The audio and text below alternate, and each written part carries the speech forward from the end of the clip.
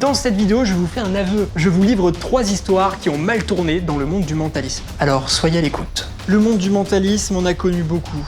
Et quand je dis mentalisme, je parle de médium, de magicien, je parle de médium, de magicien et de médium et de magicien. Puisque c'est tout ce que nous allons voir aujourd'hui. Tout ce qui est raconté ici peut paraître assez surprenant, irréaliste, mais tout s'est déroulé pour de vrai. Suicide, meurtre, paranormal. Bienvenue dans ce nouvel épisode de Complément d'enquête. Non, pas de ça entre nous, hein. Ayez le cerveau bien accroché, puisque ça démarre maintenant. J'ai grandi dans les années 50, dans une petite ville d'Amérique. Mes parents étaient présents pour moi, on passait de très bons moments, la science était en pleine croissance, tout se passait pour le mieux. Le jour le plus marquant de ma vie, c'était à mes 7 ans. Une journée comme les autres, je vais à l'école, j'aime beaucoup l'école, j'aime beaucoup apprendre, et j'ai une petite tradition, c'est de raconter ma journée à mes parents quand je rentre à la maison. Donc je rentre à la maison, mais ce soir était pas comme les autres, puisque je vois ma mère, seule, assise, en larmes, je lui demande ce qui se passe, et elle m'apprend que mon père ne rentrera pas, puisqu'il a eu un accident d'avion. Mon père est pilote de ligne, enfin, il l'était. Quand ma mère me l'annonce, je reste figé pendant 1 minute, et je m'effondre en larmes. Cet événement, il a causé une très grosse blessure, une blessure tellement forte que pour la compenser, je me suis passionné par la psychologie. Alors j'ai décidé d'étudier à l'université de Santa Cruz. À mon premier cours, je découvre un professeur pas comme les autres. Je suis amoureux de sa façon de penser et de sa façon de voir les choses. Ce professeur, il s'appelle John Grinder. À la fin du cours, je vais échanger avec lui et le courant passe vraiment trop bien, comme 2 atomes crochus. Alors je décide qu'on aille plus loin que ça. On se donne rendez-vous dans un café. Et c'est un gros projet qui va naître, puisqu'on s'apprête à créer la PNL, la programmation neurolinguistique. Alors la PNL, ça consiste à mieux communiquer, à comprendre comment fonctionne le comportement humain pour s'adapter et faire passer un message beaucoup plus clairement. Mais ça permet aussi de se comprendre mieux soi-même, et donc ça nous sert à exploiter toutes les capacités de notre cerveau humain en les comprenant mieux, tout en soignant les douleurs qu'on a pu vivre pendant notre enfance. L'accident de mon père était très douloureux, et donc j'ai voulu aider des gens en leur donnant la capacité de contrôler leurs émotions et surtout d'apprendre à maîtriser le chemin de leurs pensées. Et de nouveau, tout se passe pour le mieux. On décide de publier des livres dans lesquels on partage notre création et notre expérience. Et ça nous permet de rencontrer un grand public. Le succès est tellement bon qu'on décide de créer des rencontres avec notre public. Sans oublier que le but premier est de développer des capacités dans le cerveau humain de notre public. Pendant une des expériences qu'on a l'habitude de proposer, Beck a fait ressortir les émotions qu'il avait au plus profond de lui. Il n'était pas heureux dans la vie de tous les jours, il était surtout très fragile.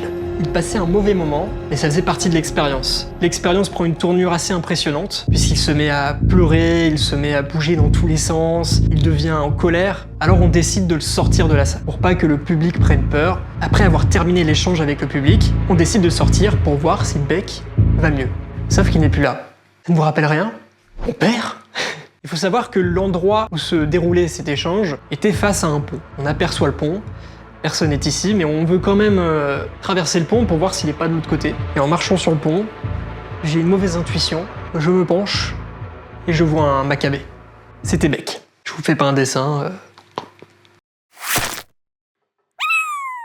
Cet accident a été un traumatisme pour moi et pour Grinder, puisqu'on a quand même été coupable d'un meurtre. On a également été accusé de négligence et de manque de professionnalisme en justice. L'image de la PNL a été impactée et on a presque hésité à continuer. Mais heureusement, une grande partie du public était très bienveillant avec nous et ont contribué au fait que l'on continue à faire des recherches pour pousser la programmation neurolinguistique.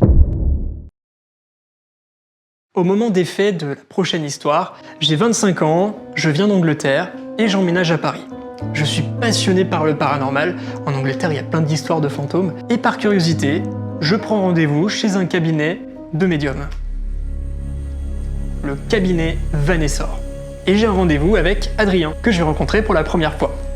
Adrien était très charismatique, beau gosse, pas se le cacher. Il était très impressionnant puisqu'il ressortait plein de détails de ma vie que je ne lui ai même pas raconté. Il me complimente, il me dit que je suis exceptionnel, il me prédit un avenir radieux.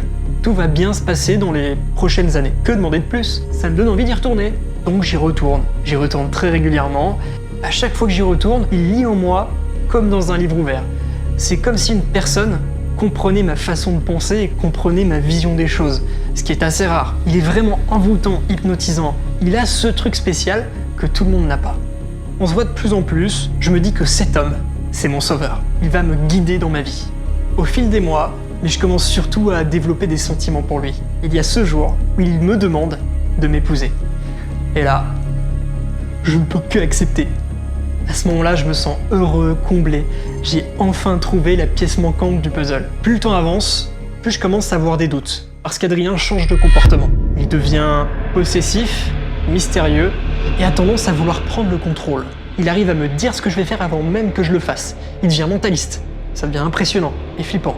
Et en plus de ça, les séances commencent à coûter de plus en plus cher. Depuis le début, j'ai dépensé plusieurs milliers d'euros. Je commence à entendre des voix, je commence à avoir des hallucinations, mais je me dis que c'est parce que j'ai un amour beaucoup trop fort pour Adrien, et que c'est un être bien supérieur des autres. Et plus les jours avancent, et plus ça empire. Je me sens comme possédé par Adrien.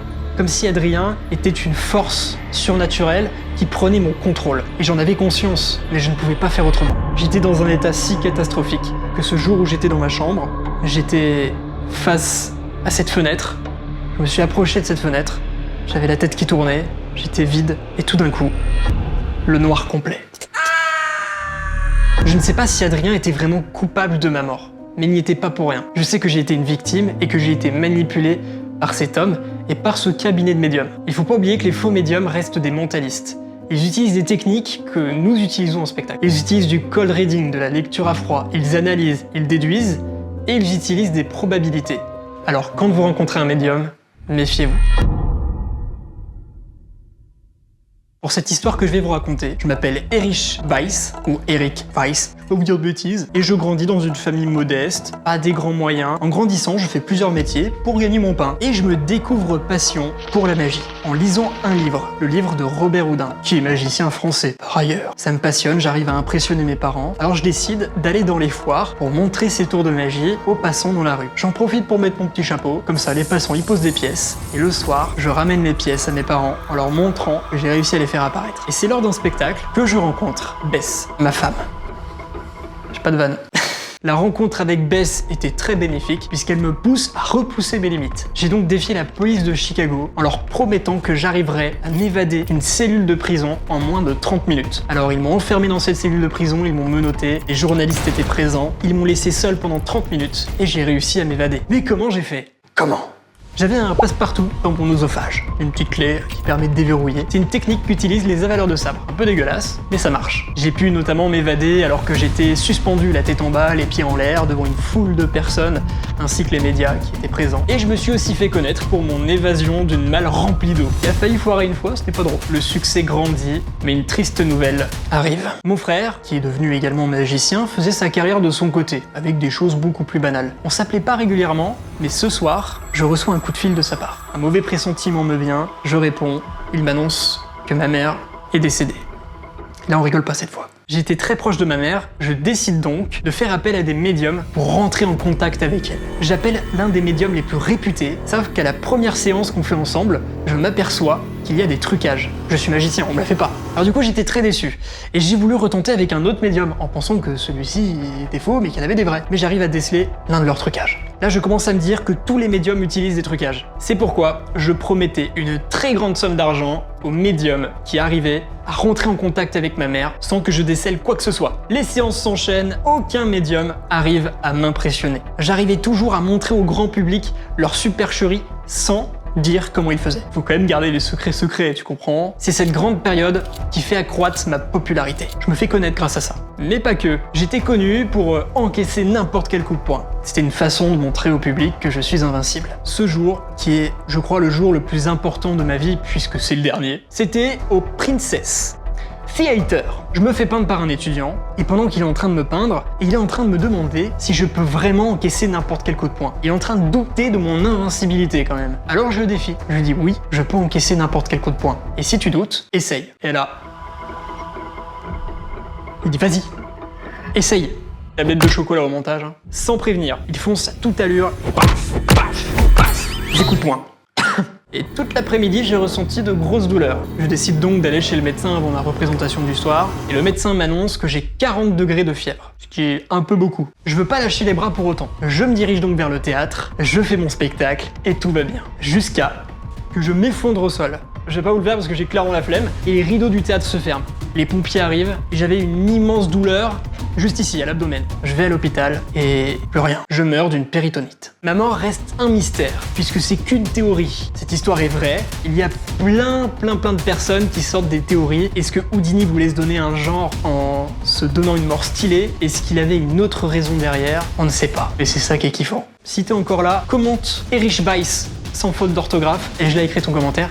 Si t'as pas fait de faute. C'est la première fois que je fais un tel concept, donc si ça t'a plu, je t'invite à le marquer aussi. Parce qu'en faisant mes recherches, j'ai vu plein d'histoires qui sont super intéressantes à vous raconter. Sortez couverts, protégez votre cerveau, la prochaine vidéo sera vraiment trop cool.